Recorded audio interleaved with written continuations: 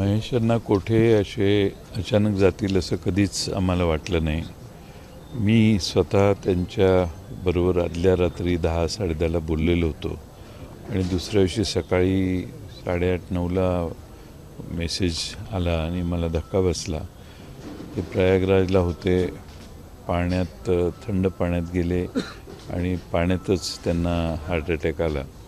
महेश अण्णांचं योगदान या शहरात नव्या कल्पना मांडण्यासाठी फार मोठं होतं. महेश अण्णा जेव्हापासून राष्ट्रवादीत आले, राष्ट्रवादीला अधिक चांगलं उत्तम स्वरूप निर्माण झालेलं होतं आणि विधानसभेची निवडणूक देखील आदरणीय पवारसाहेबांच्या नेतृत्वाखाली त्याने अतिशय चांगल्या पद्धतीने लढवली. पराभव झाला असेल, पण महेश अण्णांना या शहरातल्या नव्या गोष्टी करण्यात प्रचंड उत्साह होता. ते विधिमंडळात जाऊ शकले असते तर माझी खात्री आहे या शहरात आणखीन मोठ्या नव्या चांगल्या कल्पना आणण्याचं काम आणि या शहरातले अनेक प्रश्न सोडवण्याचं काम ते करू शकले असते. त्यांच्यासारखा एक दूरदर्शी नेता, सगळ्यांशी चांगलं बोलणारा, सगळ्यांशी चांगले संबंध ठेवणारा, मितभाषी आणि कोणाला शब्दाने न दुखवणारा असा नेता आमच्या पक्षातून हवा असणं आवश्यक होतं. आज दुर्दैवाने त्यांचं निधन झालं आणि आमच्या पक्षाला देखील त्याचं फार मोठं नुकसान झालं. सोलापूरकरांना तर महेश अण्णांची पोकळी कायम जाणवेल असं मला वाटतं.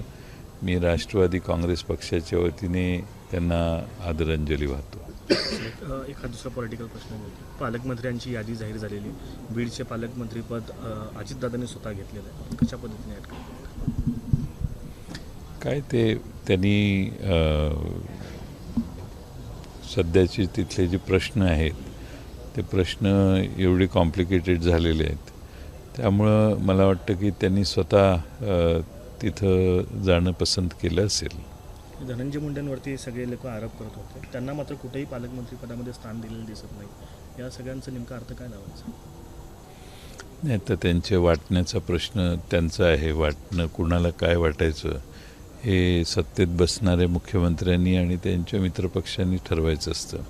त्यांनी केली आहे वाटणी. आता जी वाटणी झाली असेल त्याच्यावर टीका टिप्पणी करण्यापेक्षा ज्यांना जी जबाबदारी मिळाली ती कशी पार पडतात हे बघू आपण. आता आपल्या जिल्ह्याचं सांगलीचं पालकमंत्री चंद्रकांत दादांकडे गेलेलं आहे, कशा पद्धतीने स्वागत केलं चंद्रकांत दादा? चांगली गोष्ट आहे. चंद्रकांत दादांना पालकत्व मिळालं याचं आम्हा सगळ्यांना समाधान आहे. ते सर्वांना बरोबर घेऊन जिल्ह्याच्या विकासासाठी जास्त लक्ष घालतील असा आम्हाला विश्वास आहे. माळशिरसचे आमदार आहेत उत्तम जानकर, त्यांनी शरद पवारांकडे राजीनामा सादर केलेला.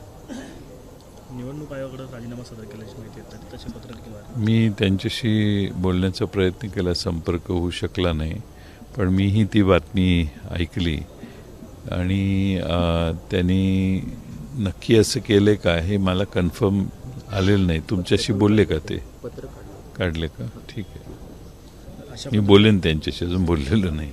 कुठलीच कल्पना राजीनामा त्यांना मी सांगितलेलं होतं की बॅलेटवर म्हणजे मतपत्रिकेवर मतदान घेण्याचं निवडणूक आयोगाने मान्य केलं तर मग राजीनामा देण्यास हरकत नाही. जोपर्यंत निवडणूक आयोग हे मान्य करत नाही तोपर्यंत असं करणं फारसं योग्य होणार नाही. पण त्यांनी आता आपण म्हणताय, मला माहीत नाही, पण मला त्यांनी अजून कळवलेलं नाही. आपण म्हणताय राजीनामा दिला असेल तर ती तुम्ही सांगताय ती बातमीच आहे मला.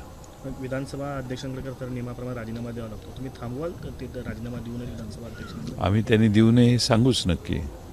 राम सातपुते जे मागच्या वेळेचे आमदार होते त्यांनी अशी टीका केली की नाटकं आहेत सगळी, विधानसभा अध्यक्षांकडे राजीनामा द्यायचा असतो मात्र केवळ निवडणूक आयोगांकडे राजीनामा देऊन हे नाटकं केले जात आहेत. तुम्ही काय उत्तर देणार? निवडणूक आयोगाने बॅलेटवर निवडणूक घ्यावी हा जो आग्रह त्यांचा आहे तो ऐकावा म्हणून निवडणूक आयोगाचं लक्ष वेधण्यासाठी त्यांनी दिलं असेल. हा माणूस स्वतः निवडून आलेला राजीनामा द्यायला तयार आहे का? तर त्याला बॅलेटवर निवडणूक घेण्याची आग्रह आहे त्याचा. याला निवडणूक आयोगाकडे देणं म्हणजे निवडणूक आयोगाचं लक्ष वेधणं आहे. आणि मरकडवाडीसारखी त्या भागातली जी गावं आहेत ज्यांना असं वाटतं की आपण दिलेलं मतदान आपल्या उमेदवाराला पोचलेलं नाही तर दुसरीकडे कुठंतरी गेलं, त्याची खातरजमा मी कुणाला मतदान केलं हे मला कळत नाही हा सध्याच्या व्यवस्थेतला फार मोठा दोष आहे. पूर्वी कागदावर मतदान केलं, शिक्का मारला तर आपल्या हाताने मारलेलं असायचं, प्रत्येकाला खात्री असायची. आता बटन दाबल्यावर कुठं कुठं मतदान जातं याच्याविषयी बऱ्याच शंका समाजात आहेत आणि म्हणून मरकडवाडीचा प्रयोग झाला. त्या पद्धतीनं लोकांचा तिथला आग्रह आहे. ते लोकांचे प्रतिनिधी आहेत म्हणून लोकांच्या भावना त्यांनी व्यक्त केल्या. साहेब, खरं तर बीडमध्ये ज्या घटना घडत आहेत त्याच्यावरनं राज्यात कायदा आणि सुव्यवस्थेचा प्रश्न निर्माण झाला असं म्हटलं जात होतं. सैफ अली खानच्या घरात घुसून त्याच्यावरती देखील हल्ला करण्यात, खरं तर बँड्रासारखा इलाका जिथं पोलीस तैनात असतात नेहमी VIP एरिया, हे सगळे प्रश्न बघता राज्यात खरंच कायदा आणि सुव्यवस्थेची परिस्थिती चांगली आहे असं म्हणावं लागेल की कसं? नाही, कायदा आणि सुव्यवस्था बिघडलेलाच आहे. शेवटी आता बीडपासून ते कालच्या संध्याकाळी काल त्याच्या घरी एका प्रसिद्ध सिनेनटाच्या घरीच जर माणसं घुसू शकत असतील तर हे सगळं गंभीर आहे आणि लोकांचं धाडस वाढायला लागले. पोलीस आपला परिणाम दाखवण्यास कमी पडत आहेत आणि पोलीस एका बाजूनं काम करतात असा समज आता लोकांचा व्हायला लागला आहे. लोकांचा पोलिसांच्यावरचा विश्वास जर कमी झाला तर फार मोठे प्रश्न तयार होतील. त्यामुळे सरकारने यात लक्ष घातलं पाहिजे आणि कुठलीही बाजू न घेता न्याय देण्याची व्यवस्था झाली पाहिजे. सर, जो मार्क्सवादी के विधायक हैं इन्होंने राजीनामा दिया है, तो इसके बारे में आप मुझे मालूम नहीं कि मुझे आपके प्रसार माध्यम से ही पता पड़ा कि उन्होंने निवडणूक आयोग जो चुनाव आयोग है उनको ये उनका इस्तीफ़ा सबमिट किया है.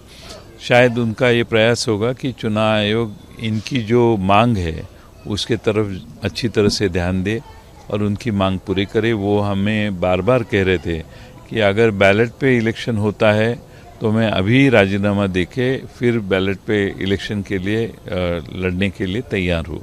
मुझे लगता है कि उन्होंने इसी कारण ये निर्णय लिया होगा.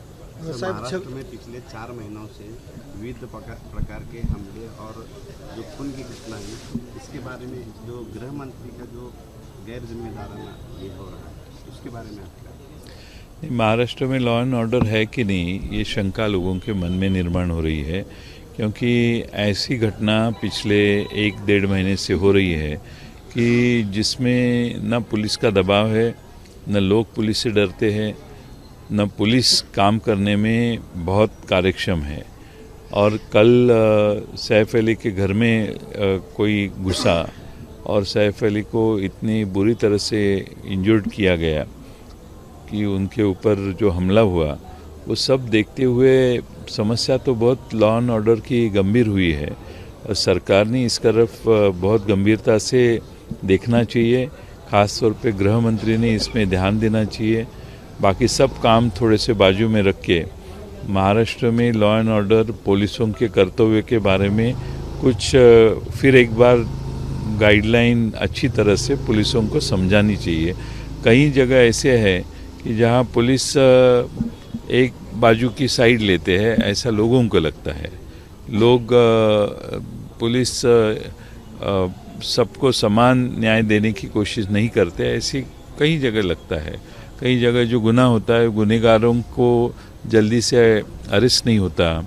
कहीं लोग और बार बार भाषण करके भी लोगों को अरेस्ट नहीं किया, ऐसे उदाहरण महाराष्ट्र में हो रहे हैं.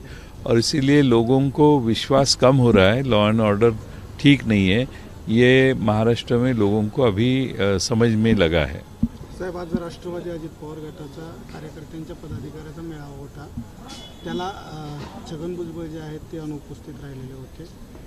प्रफुल्ल पटेल सांगतात की छगन भुजबळांनी आता मार्गदर्शन करावं ज्येष्ठ असल्याने. माझं त्या मेळाव्याकडे लक्ष नाही, त्यामुळे कोण हजर होतं मला माहीत नाही. त्यांचा मेळावा कडे माझं एवढं लक्ष नाही, मी दुसऱ्या कामात होतो. पण तिथं कोण हजर होतं, कोण गैरहजर होतं याची मला माहीत नाही. ती मला वाटतं की त्यांच्या पक्षाचे प्रश्न त्यांना विचारलेले तुम्ही बरे, मी दुसऱ्या पक्षाचा आहे. अजित पवार गटाचं ते त्यांना विचारा ना तुम्ही. तिथं तुमचे जे मित्र शिर्डीला असतील त्या मित्रांना फोन करून सांगा, तिथं प्रश्न विचारा. पण मेळावा माहिती. शिर्डीला मेळावा होणारे माहीत आहे ना, पण कोण कोण हजर आहेत हे माहीत नाही. माझं वाक्य तुम्ही पुन्हा रिवाइंड करून बघा. तिथं कोण आले आज आणि कोण नाही हे मी पाहू शकलेलं नाही. मी जरा दुसऱ्या गडबडीत होतो. एबीपी माझा, उघडा डोळे बघा नीट.